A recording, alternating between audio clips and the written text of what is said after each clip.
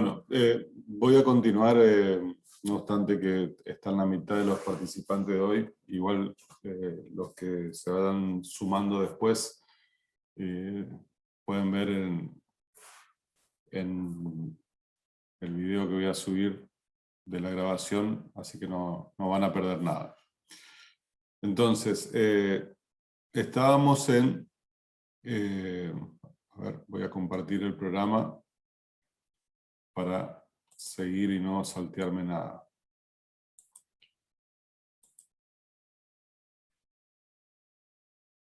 Conflicto de trabajo, concepto, lo van a ver en la teoría, la clasificación, individuales, plurindividuales y colectivos, las vías de solución, autoridad administrativa del trabajo, autoridad judicial. Bueno, nosotros procuramos que en cada unidad, cada tema que se toque, ustedes encaren la cuestión desde el punto de vista normativo. Primero la Constitución Nacional y los tratados con jerarquía constitucional. Después los otros tratados y convenios que haya, después las leyes, después los decretos, etc. Así hasta para obtener primero una metodología de aproximación a un problema cualquiera, en este caso un conflicto, sabiendo que los sujetos de cualquier relación, en este caso los sujetos de la relación de trabajo, de relación laboral, están sometidos a normas que regulan todo lo concerniente a esa relación, hasta la parte conflictiva.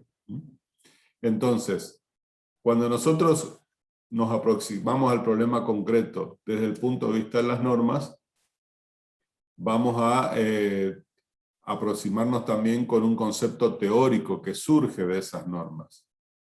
Entonces no es lo mismo enfrentar el problema práctico sin tener un caudal teórico que nos permita resolver la cuestión concreta que teniéndola. En el derecho, una buena parte del arsenal teórico surge de las normas. Las otras son las interpretaciones de esa norma que hace la doctrina, la jurisprudencia, etc. Entonces, nosotros siempre vamos a aproximarnos a cualquier cuestión de cualquier unidad partiendo de la Constitución Nacional. Va a llegar un momento, cuando ustedes logren dominar los artículos correspondientes, por ejemplo el 14 bis, que esa operación mental la van a hacer en un segundo, es decir, no va a ser necesario ir a mirar qué dice el 14 bis, etcétera, porque bueno, ya va a estar asimilado en el conocimiento. Entonces, habíamos visto que tenemos, voy a compartir acá la página de Infolec, vamos a buscar acá en información parlamentaria la Constitución Nacional, perdón, la Constitución Nacional.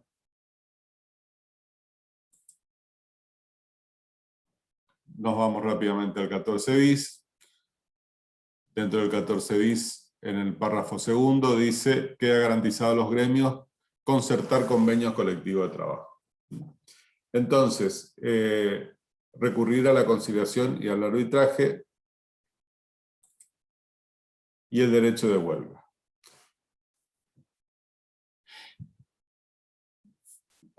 La parte de recurrir a la conciliación y al arbitraje y el derecho de huelga ya no está hablando de conflicto, de la parte de conflicto.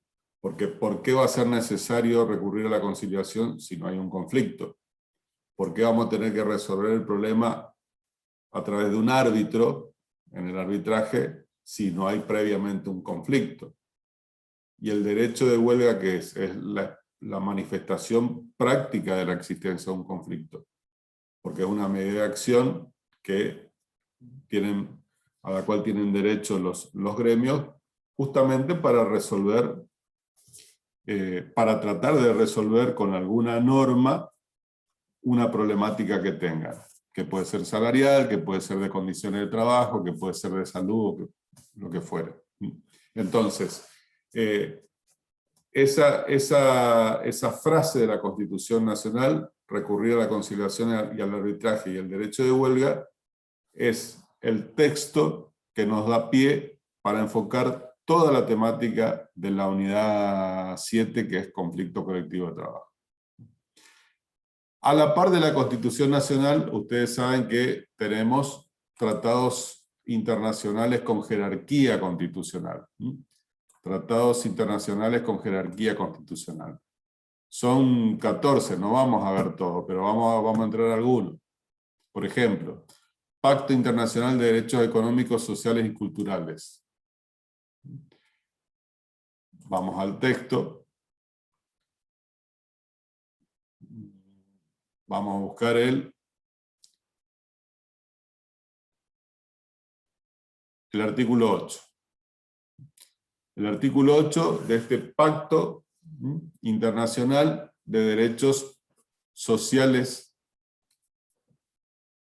Acá en el inciso D dice: derecho de huelga ejercido de conformidad con las leyes de cada país. Bueno, vamos a buscar otro. Uno más y nada más. La Convención Americana sobre Derechos Humanos, más conocida como Pacto de San José de Costa Rica.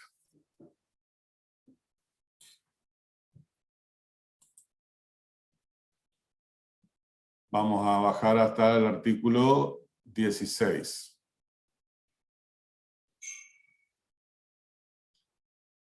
Libertad de asociación, artículo 16.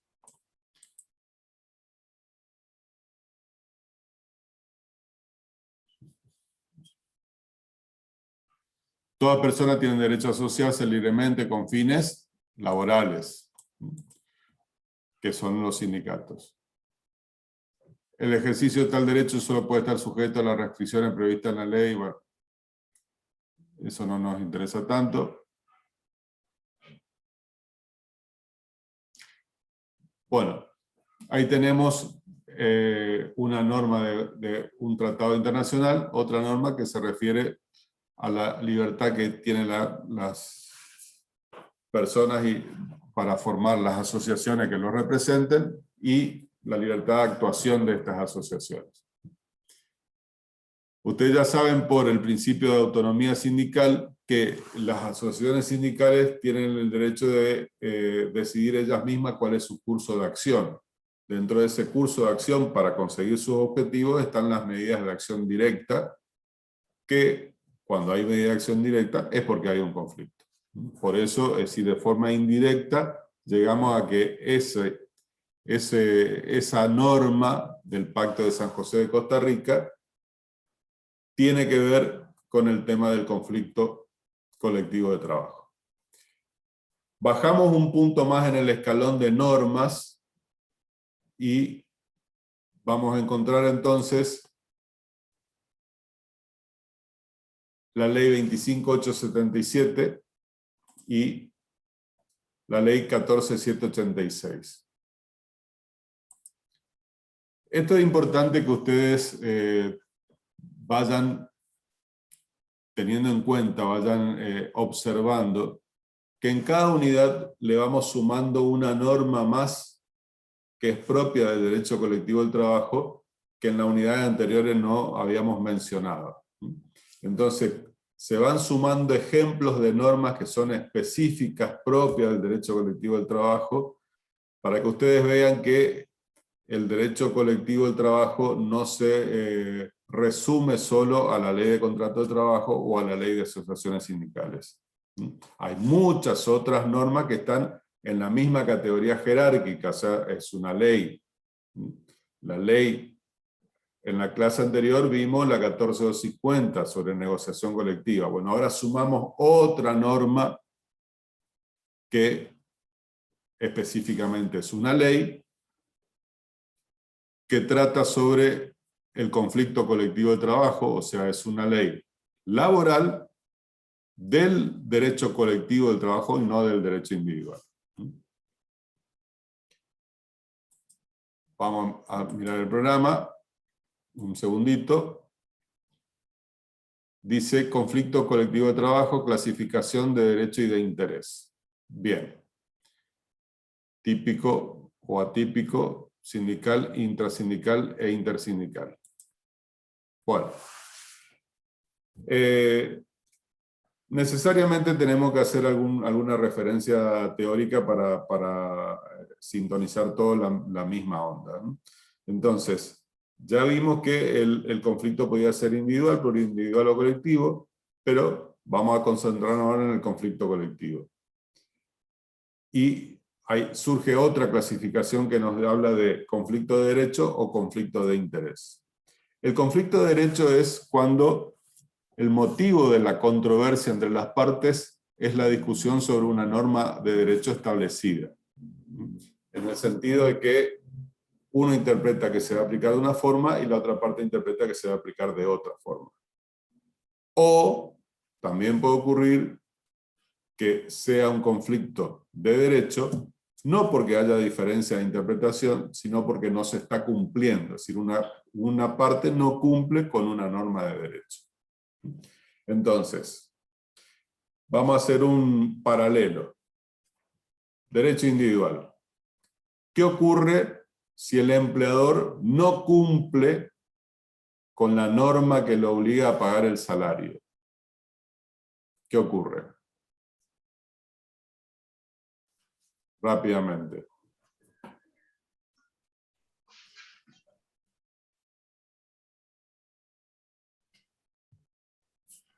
Hay reclamo de parte del empleador, profesor, del trabajador. Hay un reclamo que puede ser, como había dicho usted anteriormente, verbal, y en el caso de que no atienda ese reclamo informal, puede recurrir a una vía judicial el trabajador en reclamo de su salario. Bueno, perfecto. ¿Qué ocurre si es el trabajador el que no cumple, por ejemplo, con el horario de trabajo? Y puede ser sancionado según las condiciones y lo que está estipulado en la ley de contrato de trabajo, por ejemplo, o en el estatuto de empresa también. Bueno, entonces cuando el problema radica en que no se está cumpliendo una norma por cualquiera de las dos partes, puede ser un incumplimiento del empleador o un incumplimiento del trabajador, la instancia de debate entre el obrero individual y el patrón es muy chiquita. ¿Por qué muy chiquita? Porque ahí es justamente donde se ve el desnivel que existe entre el empleador y el trabajador.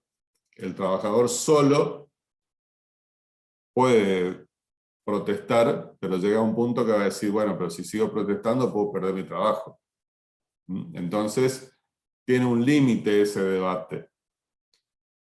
Pero, bueno, puede canalizarlo por la vía judicial. Puede canalizarlo por la vía judicial. Ahora, cuando el interés que está en juego no es resolver el problema de que a él no le están pagando, sino, vamos a suponer que no se está cumpliendo con el pago, no se está cumpliendo con el plazo de las vacaciones que se negoció en el convenio colectivo de trabajo. Usted sabe que la ley de contrato de trabajo establece la norma sobre vacaciones.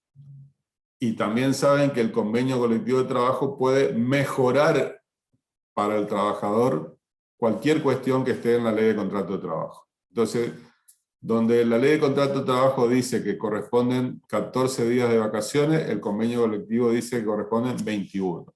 ¿Cuál se va a aplicar? El convenio colectivo de trabajo. Pero a pesar del convenio colectivo de trabajo, vamos a suponer que una empresa,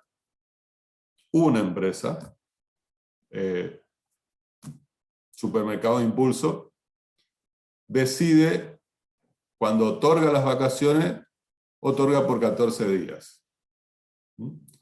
Las vacaciones son, ustedes saben que por constitución las vacaciones son pagas, quiere decir que antes de que sale de vacaciones ya hay que liquidarle el periodo vacacional. Se paga el periodo vacacional como si estuviera el empleado trabajando, pero el empleado no viene a trabajar. Entonces cobra aunque no venga a trabajar. Eso son las vacaciones pagas. y vamos a suponer que esta empresa le adelanta el pago de las vacaciones y le dice, bueno, usted tiene que presentarse a reintegrarse a tareas tal día, o sea, 14 días. Y los trabajadores dicen, no, pero ¿cómo 14 días? Si el convenio dice 21 días. Entonces empieza un conflicto.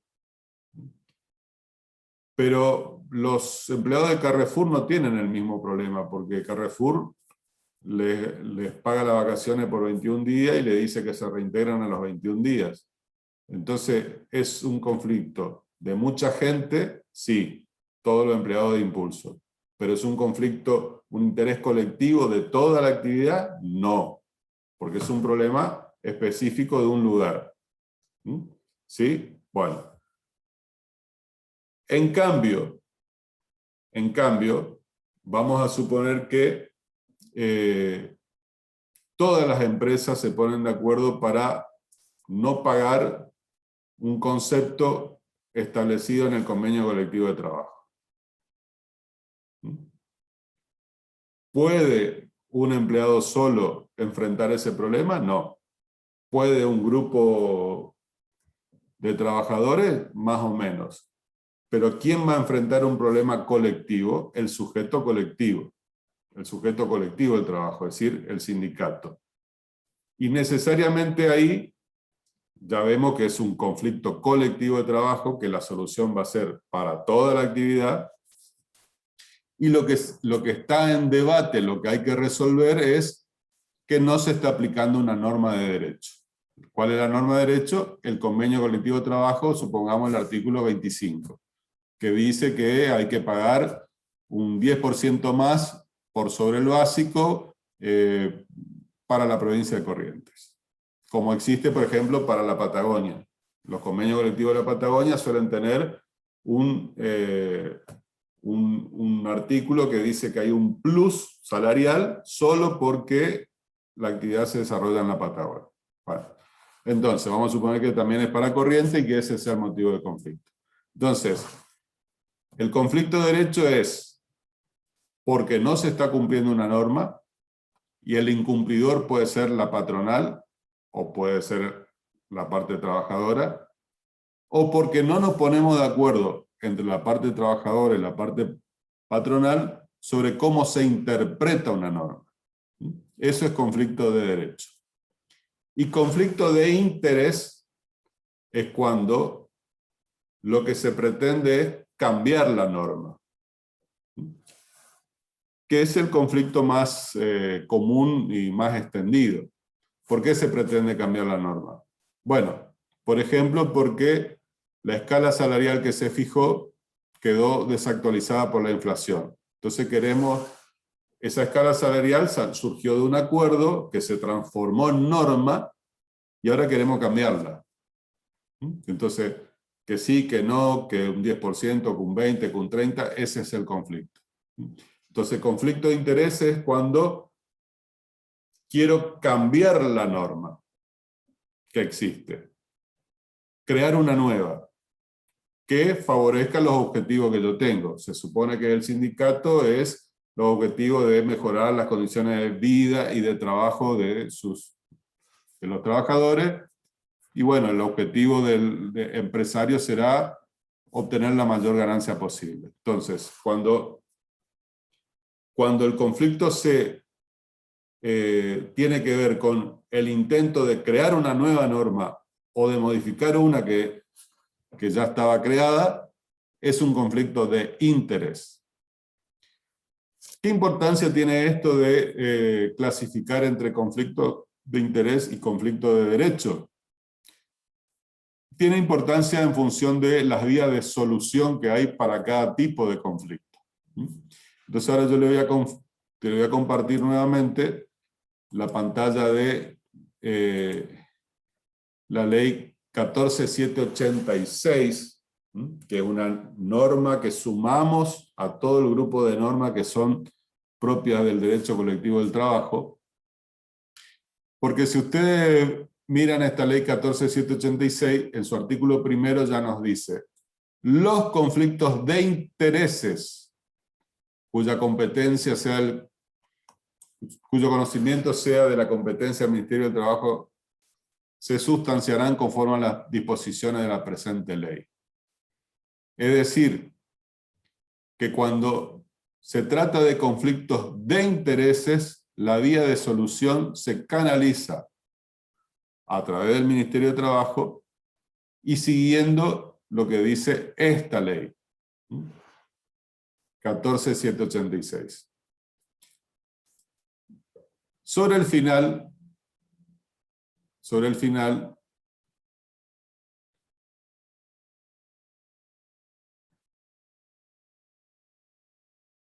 la ley dice que también pueden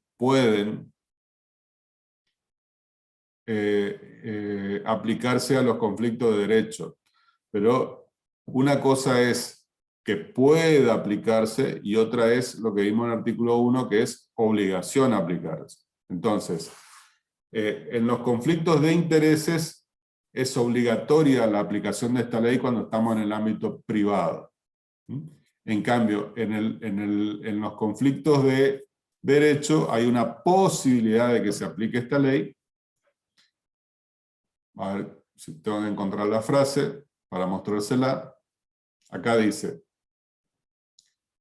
las disposiciones de la presente ley en lo referente a la gestión conciliatoria podrán aplicarse también en los casos de conflicto colectivo de derecho como instancia previa voluntaria. Es decir que voluntariamente una de las partes puede pedir la aplicación de esta ley y por lo tanto la actuación del Ministerio de Trabajo cuando se trata de un conflicto de derecho. En cambio, cuando se trata de un conflicto de interés, esta ley es de aplicación obligatoria.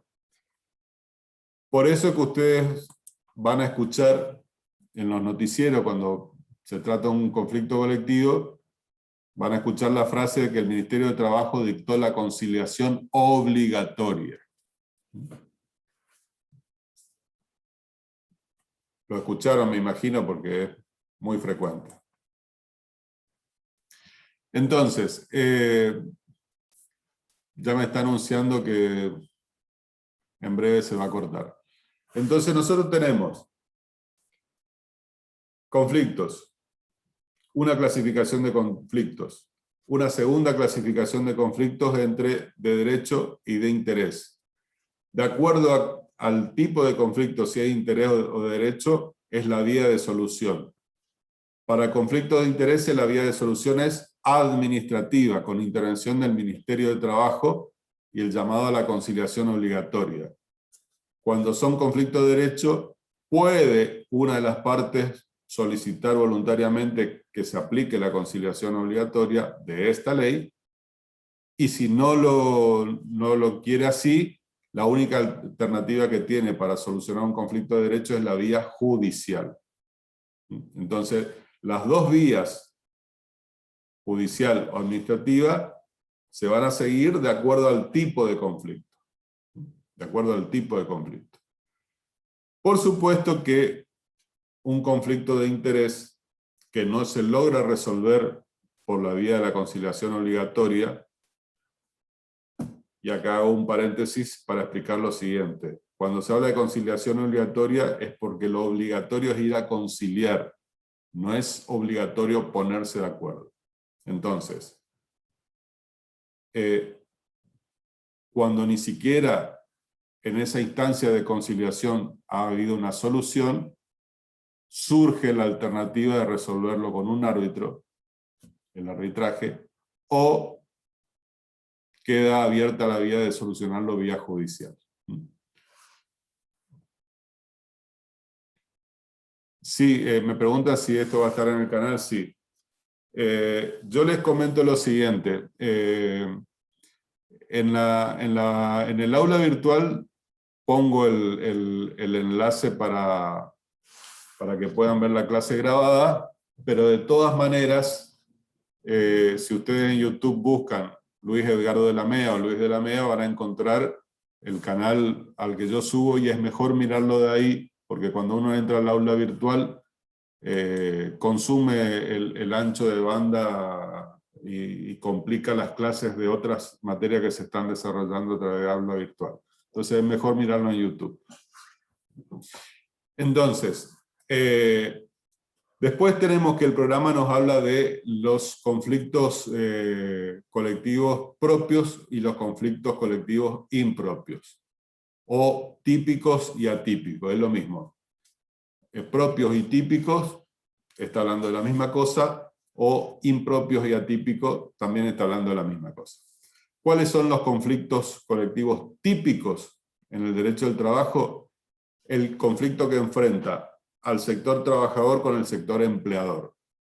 ¿Y cuáles son los conflictos atípicos o impropios en el derecho del trabajo? Los conflictos que, en la que la controversia está dada dentro de una de las partes.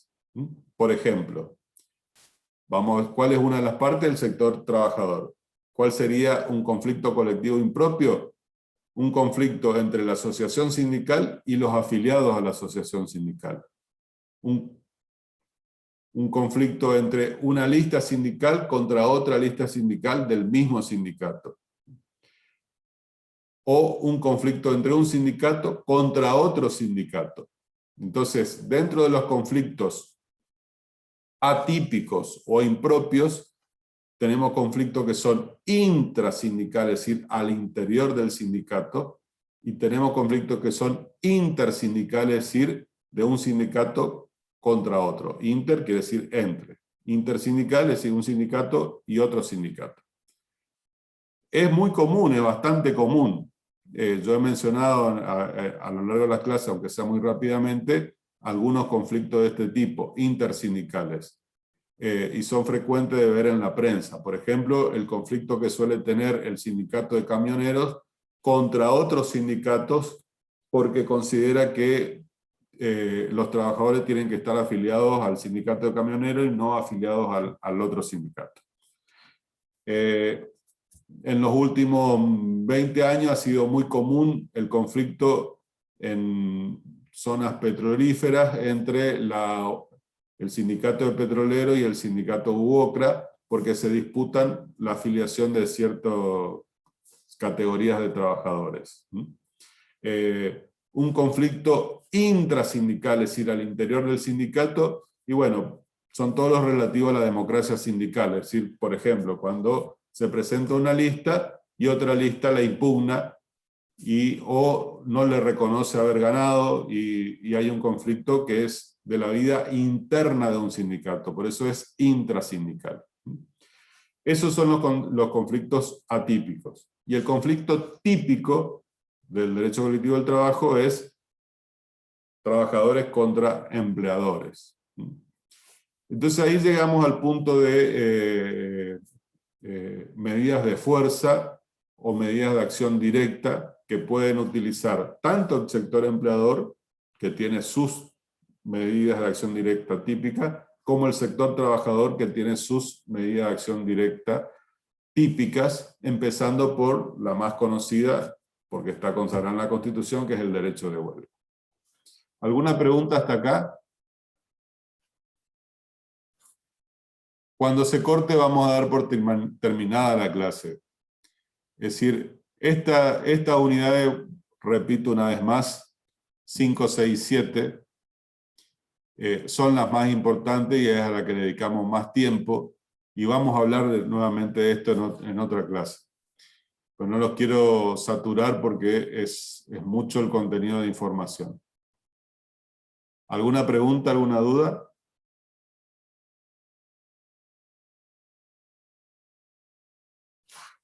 Bueno, mientras no se corte voy a seguir. Entonces, cuando llegamos a medida de acción directa, si bien, como acabo de decir, el sector empresario también tiene sus propias medidas de acción directa, lo que nosotros estudiamos específicamente son las medidas de acción directa del sector sindical, empezando por el derecho de huelga. Como ya vimos, ya no hace falta volver a compartir la página de la Constitución Nacional, el derecho de huelga está consagrado en el artículo 14 bis de nuestra Constitución Nacional. Entonces, la frase de la Constitución es que queda garantizado a los gremios, y ahí habla de los distintos derechos que quedan garantizados a los gremios, entre eso el derecho de huelga. Entonces el problema está en poder establecer qué quiere decir gremio, es decir, quién tiene la garantía del derecho de huelga. Porque nosotros estamos acostumbrados a utilizar la palabra sindicato, y acá nos está hablando de el derecho de los gremios. Bueno, entonces hay todo un debate de qué significa la palabra gremio. La palabra gremio tiene su origen en la Edad Media, es decir, cuando en la sociedad feudal, en los distintos estamentos de la sociedad feudal, los artesanos se reunían en organizaciones que se llamaban gremios. De ahí viene la palabra gremio. Y cómo esos núcleos de artesanos son los que dieron origen después a la clase obrera, quedó vinculada la palabra a las tradiciones del movimiento obrero, digamos. Menos de un minuto me queda. Bueno, entonces, el fallo que ya les mencionó la doctora Gómez Carelli, que siempre estudiamos, que es Orellano contra Correo Argentino, es el... permítanme un segundito.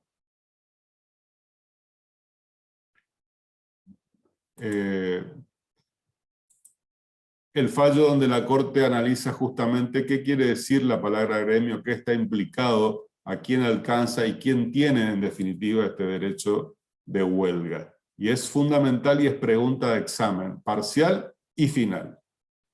Y los invito entonces a leer el fallo, si no está lo voy a poner en la, creo que está ya en el aula.